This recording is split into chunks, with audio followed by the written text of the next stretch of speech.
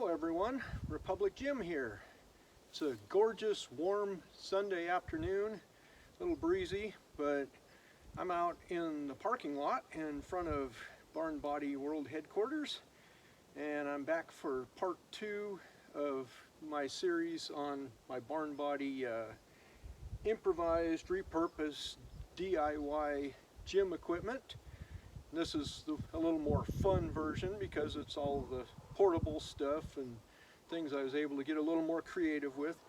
But to start with, I'm going to go over some of the things that are just natural materials or very minimal work to repurpose them, just very basic. And I'll do that real quickly. They're pretty self-explanatory. First off, I have a couple of rocks down here that I use for different throwing, mainly like shot put style, but I also can use them for slams or overhead tosses like you would do with the med ball. This one's a 13-pounder, and then this one's about 17 pounds, so it's kind of like a Scottish throwing stone. Works pretty good for that. I have a couple of larger ones so far. This one's my heavier one at 175 pounds. I also have one that's about 125, and if you've seen any of my videos with those, I use them for picking up and carrying, loading onto a platform, picking up to shoulder. I've done that with the lighter one, not with this guy yet. The main problem I have with these ones is that they're pretty jagged around the edges. I need to get some smoother ones to make it a little easier to go heavier without tearing myself up. But I have my eye on a spot where there are some likely ones. I just have to load them up and haul them home. But those are real basic. Another real natural material thing I have is my caber, which I don't use all that frequently, but when I'm practicing Highland, throwing type things, I'll occasionally practice trying to turn the caber. It's 15 feet long, used to be a little over 80 pounds, but I think with drying now it's probably closer to 75. But I can also use that for overhead pressing if I want, or for zercher squats or carries. But the primary purpose is as a caber, and I do that occasionally. I'm never going to be competitive in Highland games, so it's not something I need to practice very much, but it's fun to do now and then just to mix it up. And then moving on to things that are not natural materials but are still pretty basic. This right here is an old sea bag that I loaded a couple of 60-pound tubes of sand inside. There's room to put more in there if I get to the point where I can go heavier, but that's very effective for doing like shouldering with it, or tossing it over my head, or just bear hugging it and carrying it. Another option similar to a rock but a little different. And this old barrel here, 15-gallon, I have it pretty much filled up with water, and I can pick it up by the handle, but primary thing I use it for is carrying, doing that for distance. Eventually, if I seal up the plugs on the top a little better, I might even work at occasionally shouldering that, but it's a lot harder than sandbags or rocks because of the really smooth surface on it, but makes for a different challenge, so it's pretty handy to have around. I can also clip this part onto my cable machine inside and use that as a heavier weight for doing lat pull downs or other exercises. And a real basic one here, you might recognize this as a dog leash, but also comes in very handy for just a redneck low-tech dip belt. Just put that through the center of a weight plate and use that for weighted dips or pull-ups or anything. I didn't come up with that idea. I actually got that from another YouTube channel, but we always have spare dog leashes around here with the menagerie that we have, so makes a nice option for doing weighted calisthenics without having to always use a vest, and I can go heavier than what the vest will allow if I get to that point. And then finally, my low-tech, easy items out here. If you've watched some of my other conditioning or strongman style videos, you've seen this big tire here, which is basically just for flipping. I can actually use it for kind of deadlift also, if I so choose.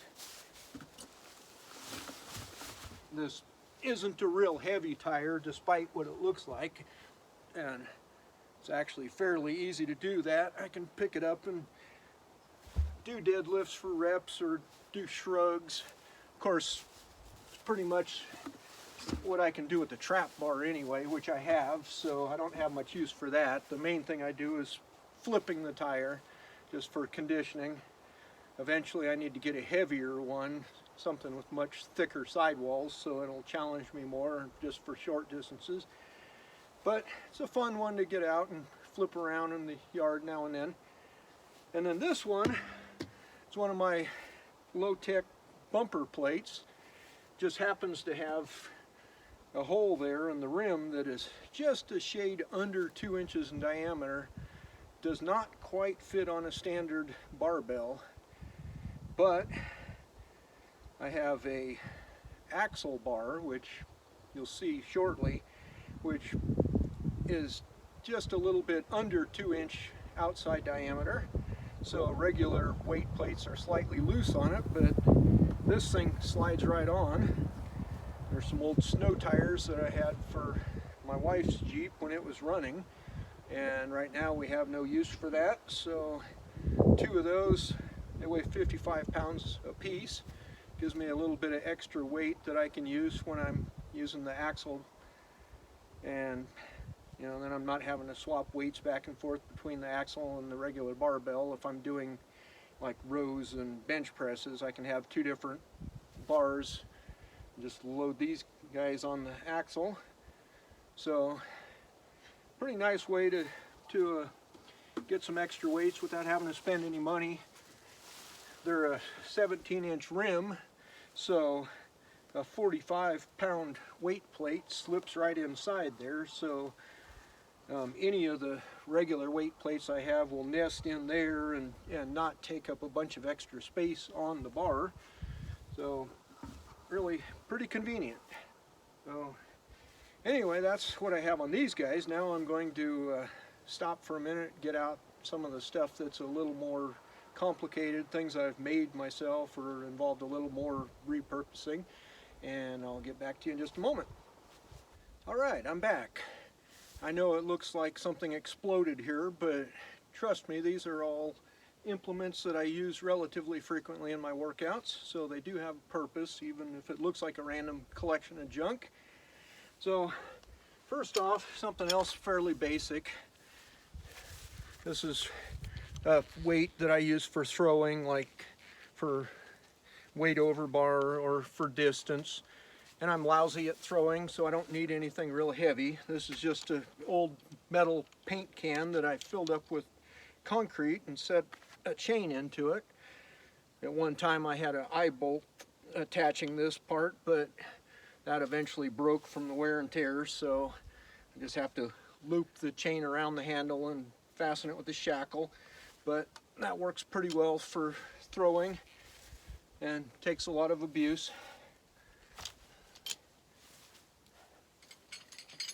And a combination that I found, this is just a simple commercial made handle for cable machines and such has this pivoting grip on it, and attach it with the carabiner and use that with my ropes and such for different machine type exercises in the gym.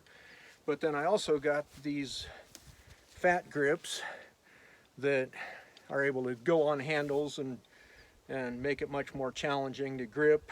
I've used them on my farmer's carries, and I can put it on the barbell if I want to use that instead of the axle bar. But something that really trains the grip, and I found that the combination of these two has another nice feature. So when I put fat grip on the handle, it's still able to pivot, and you have that nice fat handle that moves. And then this is a eye bolt that I drilled through the top of a cap for a 3/4 inch pipe, and I can attach that on top of a loading pin, put weight on it, and this thing then is just like a real low-tech version of Rolling Thunder for seeing how much weight you can lift with the fat grip. And when I mentioned the loading pin, that's what this is, just a simple 3/4 inch pipe nipple with a flange threaded in on the bottom that holds the weight. You attach the handle on top. In this case, if I wanted to do the Rolling Thunder thing, I'd put that cap on there. But I also have a T that I use, which I have on this one. This version I can go heavier on because it's the exact same thing inside, but I have this adapter right here to make it for 2-inch weight plates. So I can put standard Olympic plates on there, put a collar on there, and then I've got this other 1-inch collar up top here to keep everything from sliding around. And then this part is just a simple T with a couple of short pipe nipples coming out the sides and wrapped in some pipe insulation and Gorilla Tape, which, as you can see, is desperately in need of repairs. But I'm able to use this like a kettlebell for doing swings and other movements like that. It doesn't quite have the same capabilities of like being able to do one-handed stuff like you would with the normal kettlebell. There's some possibilities for that, but I mainly use it for swings. And then you can also load it up heavy and do close grip deadlifts with it, or duck walk like you would do in a strongman competition. Put a couple 100 pounds on that and walk like this, and it gets pretty challenging really quickly.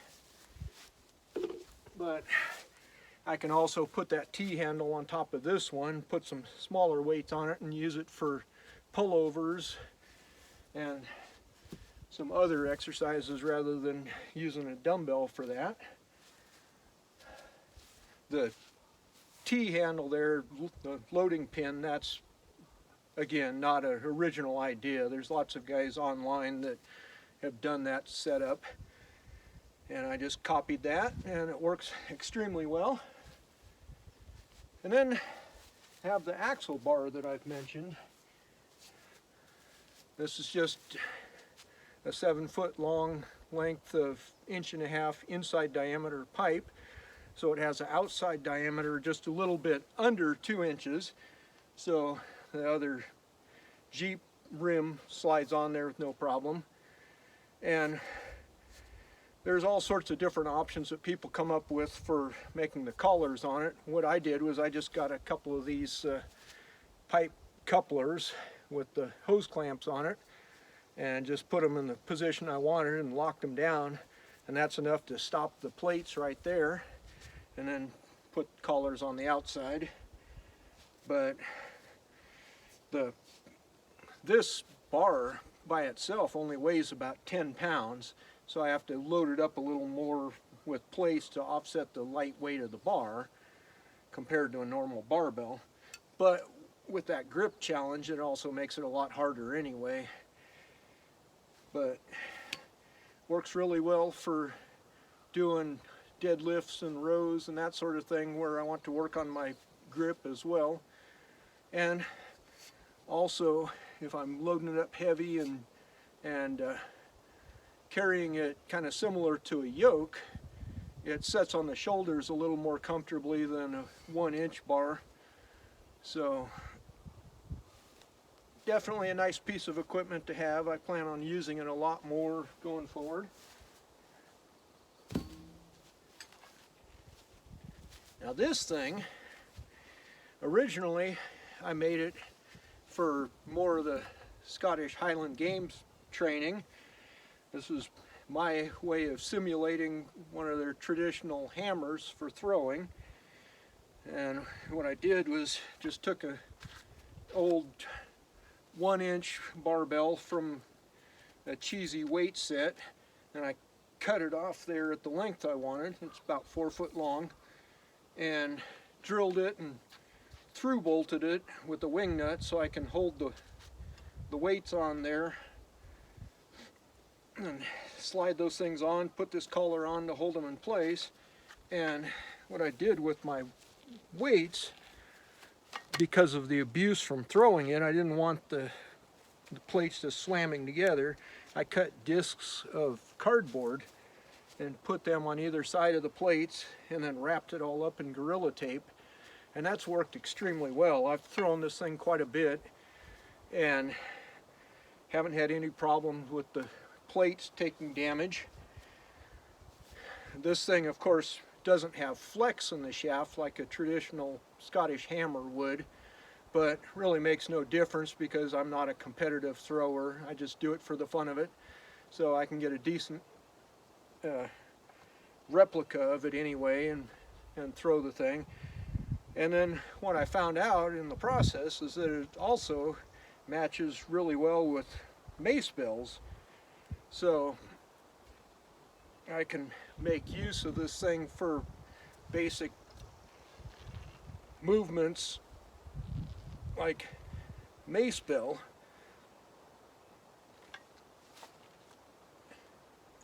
And do some training with that just for working on my shoulders and core and everything. I don't do a lot, but it's nice to have an option that lets me do that when I want to change things up a bit. And of course it's easy to adjust the weight on. I can just throw some more plates and cardboard discs on there and wrap a little more Gorilla Tape on it, make it heavier or lighten it up, whatever I need to do. So definitely a fun piece of equipment.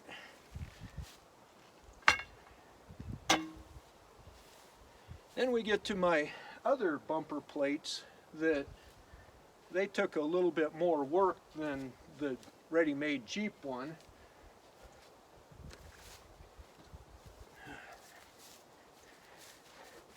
These were some old snow tires that I had from a van that we no longer have, and had a larger diameter hole in the center, so there's no way it would fit correctly on a barbell. So I cut these discs out of 3/4 inch plywood and bored out the center hole, put one on either side, and then drilled them for the holes for the lugs there, and just put bolts all the way through with washers and then lock washers on this side, tighten them down good, and I've never had any problem with those coming loose. The only drawback is that over time the wood has gotten egged out quite a bit from the weight, so it's now pretty loose on the bar. I need to cut some more discs and replace these ones, but when I do, I already have a pattern. All I have to do is cut it and drill it and then reuse all the bolts and washers and nuts and everything. So pretty simple to do. These tires are each just slightly lighter than a standard plate. They're 42.5 pounds each, which would complicate things a little, but actually makes it pretty easy to figure out weights because the two of them together weigh 85 pounds.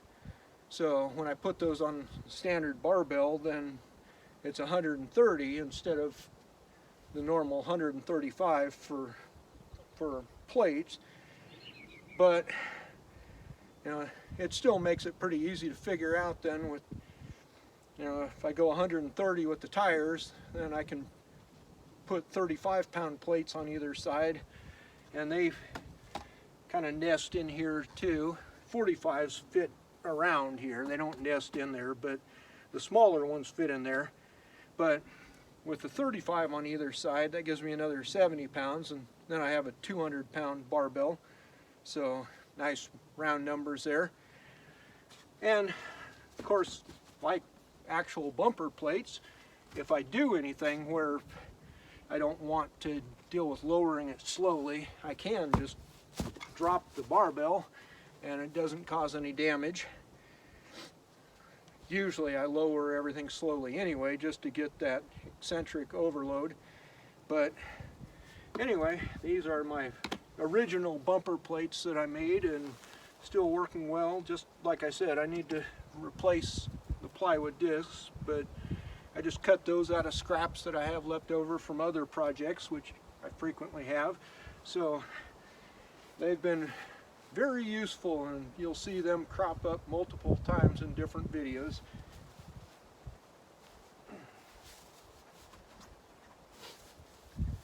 Alright, then moving on, got my farmer's handles here. These things I made myself, as you can probably guess by looking at them. They're kind of rough because, once again, I used scraps that I had laying around, and some of the wood was warped and not the greatest, but they work really well for what I need. I have a couple of layers of 1/2-inch plywood sandwiched in there between pieces of 2x6, cut them about 4 feet long, and screwed everything together. And I deliberately did that, the 2 layers of 1/2 inch in there, so there's 1 inch wide core, because I cut out where these pipes run down through it. The 3/4 inch pipe has a 1 inch outside diameter, so they fit right down in between those, and sandwiched in there really well. Of course, I've got my redneck just feet here for setting them down, just a couple scraps of 2x4. The pipe goes through and it's just capped off on the bottom side to hold it in place. Makes a very firm handle with a little wrap on there just to help with grip, and then a couple of flanges with 1.5-inch pipe to hold weights. Each one of these weighs 40 pounds. I didn't plan that, but when I got done and weighed them, it came out right on the money at 40 pounds a piece, which was just pure luck and greatly simplifies figuring out loading on it. So if I put 25-pound plates on there, then I have a 90-pound one on each hand. Or if I go with 45 pounds front and back, then it's 130 pounds. So makes it pretty easy to calculate the weights and everything. They've been great for both for loading up heavy and doing short distances, and also loading lighter and working on conditioning. So awesome piece of equipment to have, and saved me a lot of money just building them myself. And I like having the weights mounted horizontal there on top instead of like sitting vertically on the end. Just makes it a lot more convenient. Okay, anyway, then the final thing that I wanted to go over is my sled. This was actually a piece of metal that I salvaged off of a rack for folding chairs. Somebody was getting rid of the rack, and so I took it just for the different metal tubing and stuff. But this was a cross piece on the base of it, and I knew it would come in handy for something, and eventually found a use for it. So I just took a grinder and made some cutouts here and bent this part up to get that angled sled front there, and beat a chunk of 2x8 down in here, perfect fit, and I drilled it on the sides and put some deck screws in to secure that, and then fastened the flange down with the pipe nipple to hold the weights. I've got a couple of S hooks on the front here that this rope is running through, and that is really handy for doing the arm over arm, pulling it that way. Then if I want to do a more conventional sled, I have this makeshift handle from ratchet strap. I removed the S hooks there on the front and just hooked the piece from the ratchet strap there through those holes, and then I have it just tied off with this loop going through a piece of, what is it, 1.25 inches, 1.5 inches, whatever. I guess it's 1.5 inches ABS. Makes a good handle for that. And I can I hook up one on either side on those. I can either pull it backwards like that, or I can lean into it and push going forward. So it kind of takes the place of handles on a sled. I just use the straps instead. It's a little more unstable, but that actually, like when I'm pushing it and I have a fair amount of weight, that gives me some extra challenge there, is stabilizing it and keeping that locked out. And of course, when I'm pulling backwards and dragging it along like that, it really isn't much different than just having handles anyway, just fixed handles. But I like being able to just swap it out and put on the rope there, and then I can just set myself and just start doing arm over arm with that. And this thing slides fairly well on grass and straw, but as soon as it hits gravel, it bogs down and makes it really difficult to pull. So I just vary the loading on it depending on what kind of surface I'm pulling it on. But definitely sled work is beneficial for just about anybody, and I try to incorporate a decent amount of that into my program. So having a working sled there like that that's purpose built for that has really helped. Before that, I used to have to rig up all sorts of ridiculous contraptions, but this thing works awesome for that. So now anytime I'm doing sled work, that's all that I use anymore. So anyway, that's the extent of all my explosion of equipment out here now. I hope that you found that interesting and or informative, and if you have any questions about constructing anything, or any suggestions for other things I could do to modify or create equipment, feel free to drop a comment. I am open to discussing any of it. I'd love to hear from you. This has been Republic Jim. I'll talk to you later.